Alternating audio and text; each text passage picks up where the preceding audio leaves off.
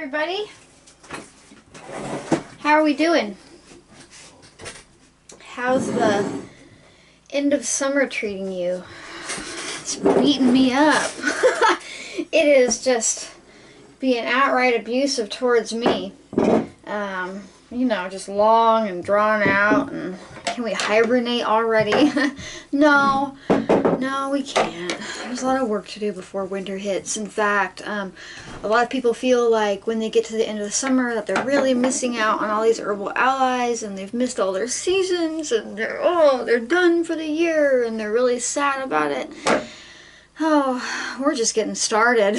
We're just getting started on the late summer, early fall medicines, and then we'll rage right into fall, and then there's even winter medicines. So if you're really curious and you're really out there, no matter where you live, for the most part, there are still active medicines that you can be out there finding. So we here in Northeast Oregon at the high elevation are already deep into mid to late fall medicine, and that means one thing. It means root medicine. And so maybe you watched my video where we were out there harvesting yellow dock, and now I'm going to show you what to do with all those roots I dug up. Now the reason we wait until fall to dig roots is because this root right here is basically this plant's root cellar. Okay, so during the spring when she's first pushing up, she's all depleted because she all summer long, about halfway through the summer, started storing up all of these starches and minerals and vitamins and medicinal properties and all kinds of stuff in her root. That way this plant has food to survive through until spring. And what happens is when we dig in the spring, we're digging up a root that's ate itself. Does that make sense? Like it's already used up all of its sugars and its starches and all those other things I mentioned. And it's basically used its last bit of energy to push above, to push up through the ground. So we want to wait until fall when the root has done its work of storing back up these nutrients. And this is second year yellow dock, and even though this plant won't come back for a third year, she still goes through those phases. And I like to think she knows because we're going to be harvesting her for medicines, people and animals alike.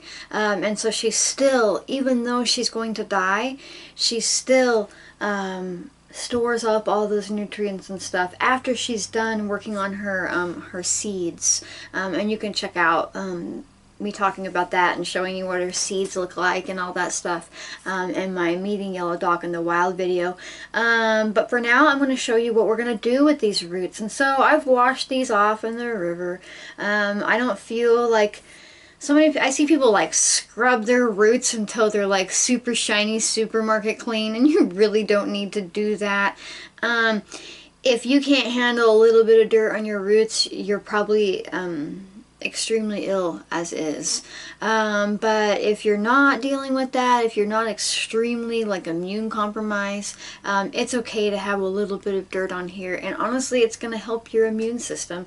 But again, you don't got to worry about bacteria because we're going to be dumping alcohol over this and we'll kill it all off. So basically what I'm going to do is I'm going to take my yellow dock, and even though I should have grabbed some gloves, I'm going to try to use these burly scissors because she don't look very yellow right now, but if you scrape her like that, she'll start getting really yellow, and like as you're cutting, your hands kind of just get stained a yellow color. You can already see she's starting to oxidize because I dug these yesterday. I know the light isn't that great in here because we're coming into fall, and you can see how bright yellow that is turning already. I don't know if it's focusing or not. I'm really tired if you can't tell, but I still have to do the work. But it's going to turn bright yellow, so you might not think that there's much color coming off on your hands, and then an hour later you're like, oh my god. Looks like you put a neon Crayola marker all over your hand, or a Sharpie or something like that. So either use gloves or scissors that you're not going to have a whole lot of contact with it. I mean, but it's the air conditioner kicking on. But you can have bright yellow hands if you want to. Like, there's no rules against that. Okay, so I'm just going to chop up these roots a bit. I see a lot of people, let me turn this off, it's not that hot outside.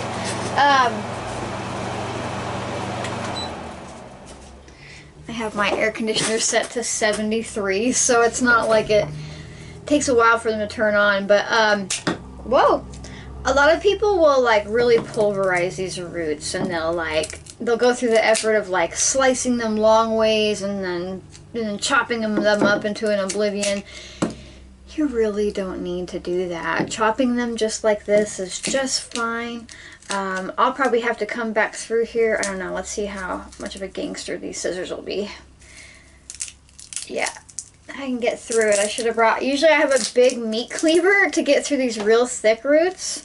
But those scissors pretended like they knew what they were doing. So you can see she's starting to turn real bright yellow there. I'm probably going to end up having a yellow hand. Whatever, I really don't care. So a lot of people like to really pulverize these roots. You don't need to do that. The alcohol and the plants, they know what they're doing. They've been doing this dance a lot longer than you and me have been alive. So just a little bit of surface space, a little bit of extra surface space here is all you really need. And now you see all the crowns on here. I'm really just going up to where the root hits the crown. You're not wanting to add in all these crown bits. It's not poison, it won't kill you, but we're after the root here. We're after the part of this plant that is storing up her medicinal properties.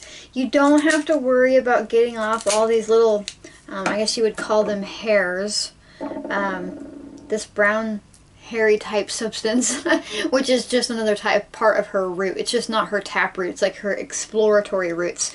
Not going to hurt you any. You're like, what are we going to use this tincture for? Now, I talked a little bit in the last video where we met her in the wild about how she's amazing at helping us assimilate iron. Meaning, if you're a person who's anemic, yellow dock should be your friend. If you're a person that, you know, just gave birth, anything largely blood related, yellow dock is your friend.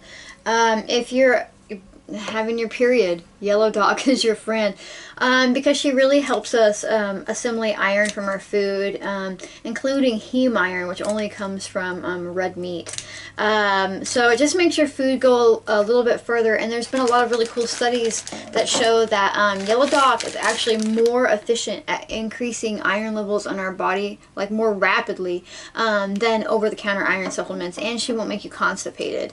You know, taking iron will definitely make you constipated. She actually has the opposite effect. So if you are constipated, yellow dock, even if you're not low on iron, it doesn't matter, you can still use her. She is great for people who suffer from constipation, especially if it's related to menopause and hormonal issues. But in general, and she's not a laxative, she'll just kind of get you gently moving. And then another thing she's really great for, because she's so related to the blood, you know, a blood builder. If you are having your period and you're bleeding heavily, she'll actually slow that bleeding down.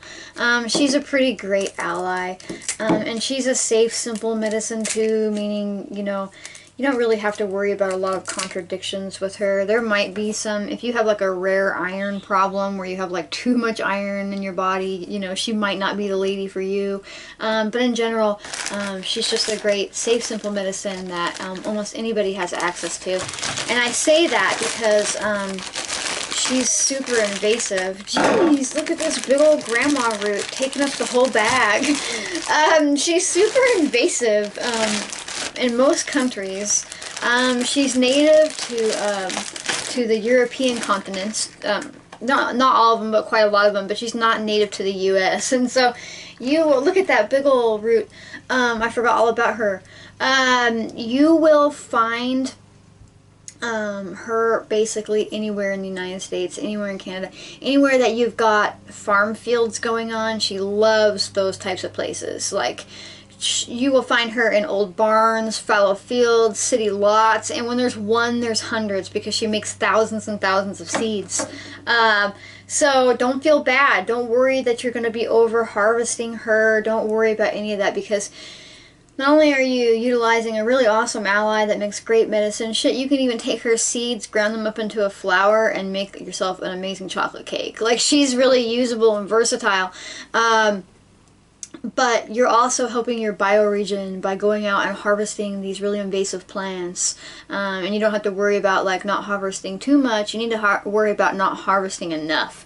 Meaning with normal plants, you're going to be really concerned that you know, with native to your country plants, you don't want to overharvest because you want there to be a healthy population.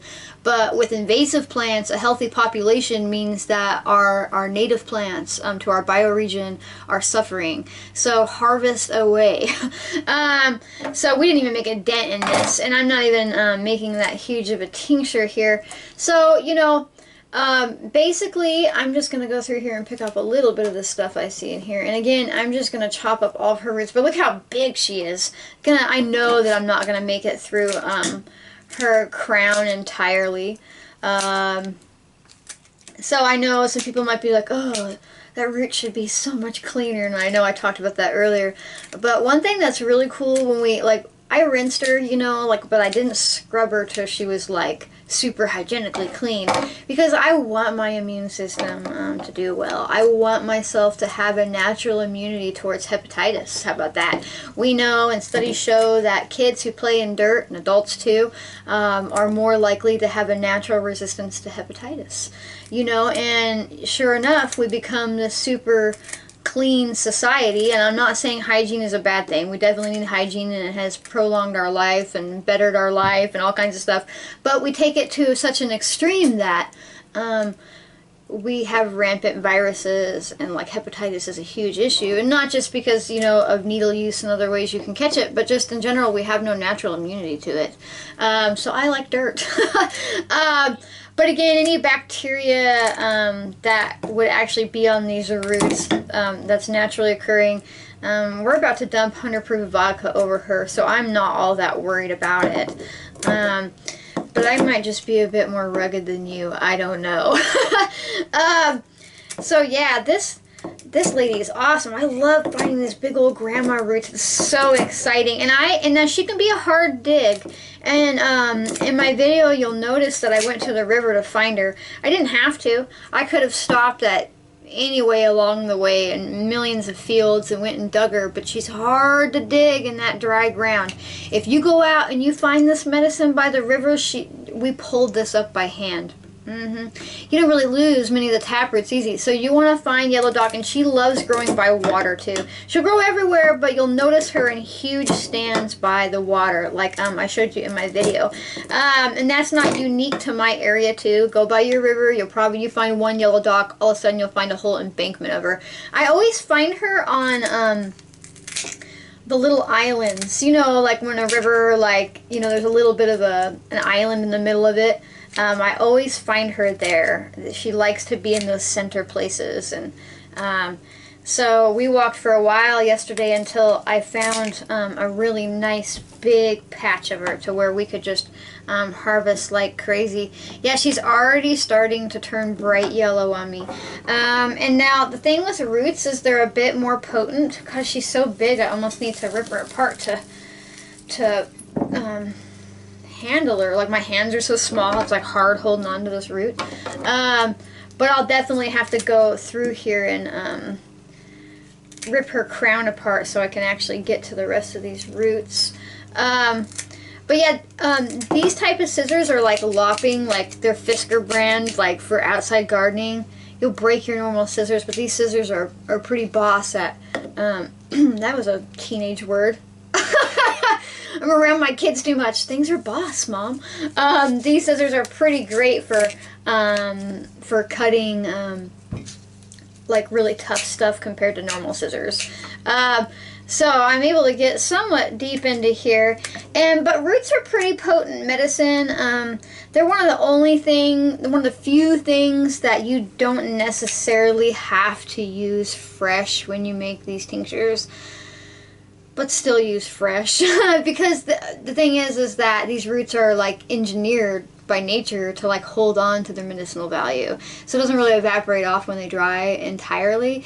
But still, you're going to get more properties if you're using fresh plant matter, which is why I always advocate for using fresh plant matter. And you run the risk of, like, okay, so I could say that your tincture would definitely be more potent if you use dried plant matter when you make it. But when I say more potent, I mean more drug-like. And if you're likely to have a reaction from a tincture, it's when it's been made with dried plant matter. But still, roots, if you're using them fresh, you don't have to have enough to fill up your jar all the way, because they pack so much medicinal value in them. You can fill it up all the way, and that won't make it too strong. But if you don't have enough to fill the jar up all the way, your tincture will be just as potent. And I say that because I don't think I'm gonna take on the task of digging through that root entirely on the video, because it'll take some cussing and some smashing and no. So yeah, all we're doing is just chopping up these roots. You're smart enough to do this, right? You can go out here and find this really invasive plant and dig up some roots and miss the bowl every time you cut her. Dig up these roots and chop her up a bit, and then go on to the next step. You're definitely smart enough to do this.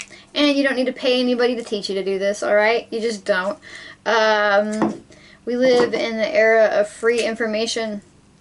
So whenever you pay to take an herbalist class, I'm not saying there isn't a time and a place, but most of the time when you pay to take an herbalist class, you're literally just paying somebody to compile free information to you, for you, and feed it to you with their own agenda put on top of it.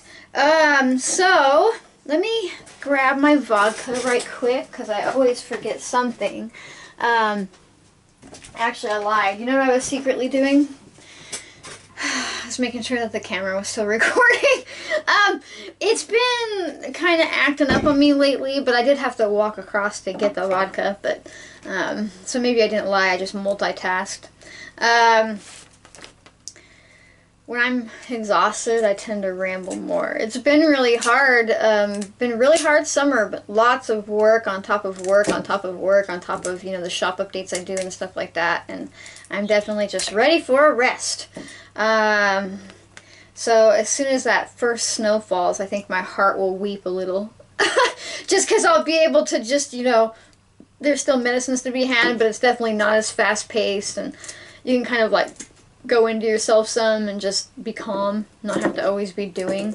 But you can't be the grasshopper when it comes to making plant medicines. You gotta be the ant and get out there and get it while it's alive and kicking. Okay, so I'm almost done here. Chopping this up, and I guess I could have, for a better, more professional video, I could have had this all processed except for one root, but I like being a human with you. I know that sounds funny, but like, I see all these videos where it's just like, hello, today we will discuss, and it's like super, like, it always reminds me of like the 1980s, like, school videos. Or, you know, like, I feel like I should have like a polo shirt on and like have all these like slider bars of information like with my name under it, or like, you know, just the stuff that comes across on videos. That stuff just cracks me up, and I think it's really impersonal.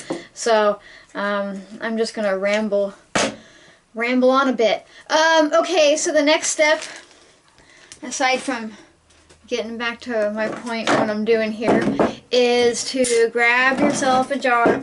Now, most of the time I'm going to tell you that I don't like that jar. I don't like how it, oh, okay, never mind, I remember. These are paper towels. Well, it looks dirty, but it's just got paper towel fuzz on the outside of it. The next step is to, most of the time I tell you to find a jar that you can fill all the way. And that is still preferable, but with roots it's not so important, because again, remember that it's these roots have really powerful medicinal values, so even if you only fill half the jar, you're still good to go. So because it's like it's really packed in there. It's not really thin, delicate leaf material. It's like sturdy, unbendable root, you know. So it's got a lot to give us.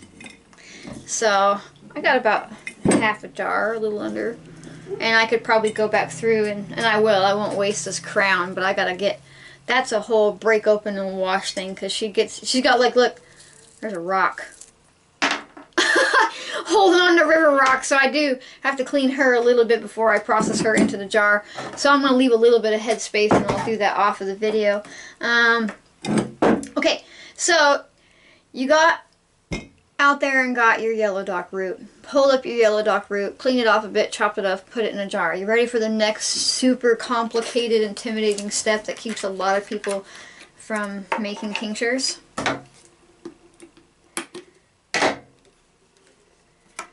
Now, I don't know if you can handle this, but I don't know. You probably can.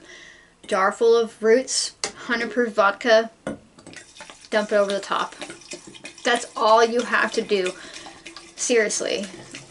There's nothing else. There's no math. There's no intimidating what to what ratio. Oh my God, did I use too much? Did I use too little? Did I do this? Did I do that? Stop. You do not have to listen to these complicated heroic healers that are going to tell you to use grain alcohol. Now, grain alcohol doesn't mean it's made with grain. It means it's 190 proof or stronger. Think Everclear. And that means there's no water content in it. So they start having you do all these math ratios to add water content to it because grain alcohol is poisonous. And guess what? Even when you add alcohol to it, it's still, more water to it, it's still poisonous. But when you use 100 proof vodka, guess what? It's only 50% alcohol, 50% water.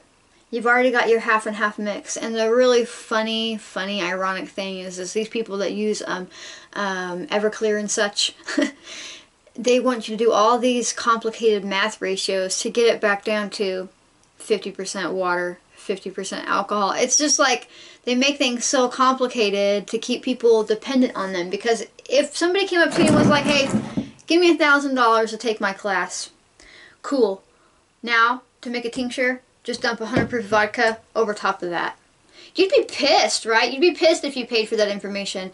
And so instead they make it incredibly complicated to intimidate you and make you dependent on them and make you feel like you can't do this on your own and that you need to pay them for this knowledge. Because if they show you how easy it is, they'll be out of business, right? They worry about that. So 100 proof vodka dumped over the top of your roots. And now I didn't fill it up all the way because I'm going to break up this crown so I can cut her up and add her to it. But imagine that I filled it all the way to the top. Because you want to fill it all the way to the top because we don't want oxidation to occur. And oxidation occurs when, think about when you peel a banana or take a bite of an apple, how it goes brown. That's because the plant material is being exposed to oxygen. And that same thing happens in here with fresh plant matter. So it's really important that you fill it all the way to the top for the most part. You can leave a tiny bit, but you want basically no oxygen left in your jar. And you can already see it starting to turn really bright yellow. And some people worry about, well, what if I didn't identify the right plant? Not to say that other plants don't have these properties, but if you're pretty sure you have yellow dock and that insurity just creeps into your mind. I don't even know if that's a word, but it should be. When you start becoming unsure of yourself and you're just really worried and you're like, oh man, what if that wasn't yellow dock? What if I'm wrong? If your tincture is so bright yellow that it's almost red, you're good to go. Because that's why we call her yellow dock. You can already see it starting to change. And so you're going to put your liquor all the way to the top. And then you're going to grab a lid. And again, the only reason you're seeing me not fill it to the top is because I want to, there's a leaf in there. I don't want that leaf in there. You can stick your fingers in it. It's okay. The only reason I'm not filling it all the way to the top is because I'm going to break apart that crown to get the rest of her roots. That way I have room to put her in there. And then the next thing you're going to do is make yourself a label. Now, I make these, this is not on the Avery sheets that I normally use because I couldn't find them, so this is on a shipping label thing that you peel off, so I'll have to do that. But the same principle applies. You get yourself a label, wherever the hell I put my pen. Probably buried it somewhere. I did. I buried it under all of the yellow dock top. So on my labels it just says, is it a tincture, honey, oil infusion, if it was wildcrafted, store-bought, if it's a mix of it, how much weight, where I got it from, a whole bunch of complicated stuff that you don't have to do if you don't want to. You can just use a piece of masking tape where you write on there what's in it, so we would write yellow dock.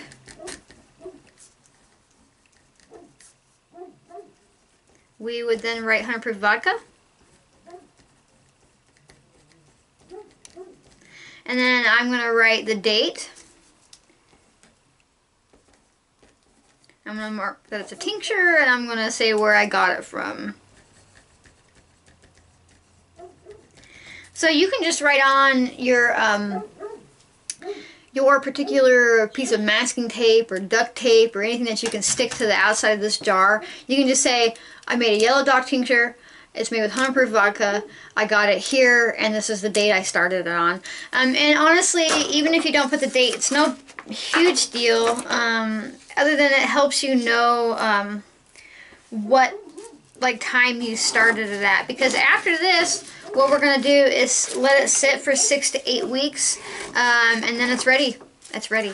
And I'll tell you right now, with roots, I prefer to go the 8 weeks, even longer, because they are, gosh, couldn't find my labels anywhere, because they are so dense that you want to give them a little bit longer time to, I win,